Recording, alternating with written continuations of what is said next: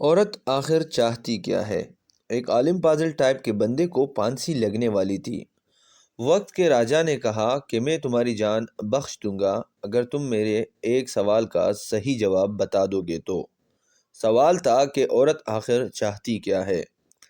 عالم پازل نے کہا کہ کچھ مہلت ملے تو یہ پتہ کر کے بتا سکتا ہوں۔ راجا نے 1 سال کی مہلت دے دی۔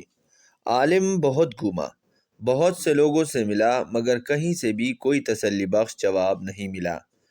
آخر میں کسی نے کہا کہ دور جنگل میں ایک چڑیل رہتی ہے، وہ ضرور بتا سکتی ہے تمہارے اس سوال کا جواب۔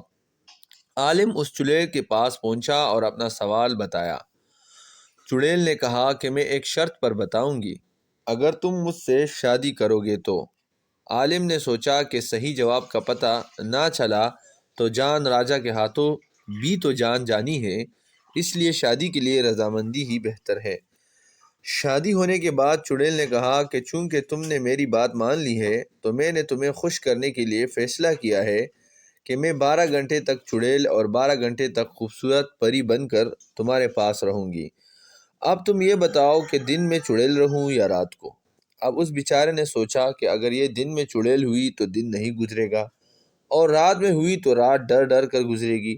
آخر میں اس عالم نے کہا جب تمہارا دل کرے تو پری بن جانا، اور جب تمہارا دل کرے تو چڑیل بن جانا۔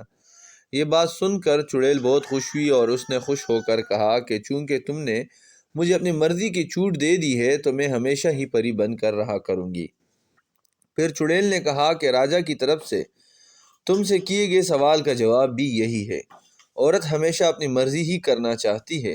اگر عورت کو اپنی مرضی کرنے دو گے تو وہ پری بن کر رہے گی، اور اگر نہیں کرنے دو گے تو چڑیل بن کر رہے گی۔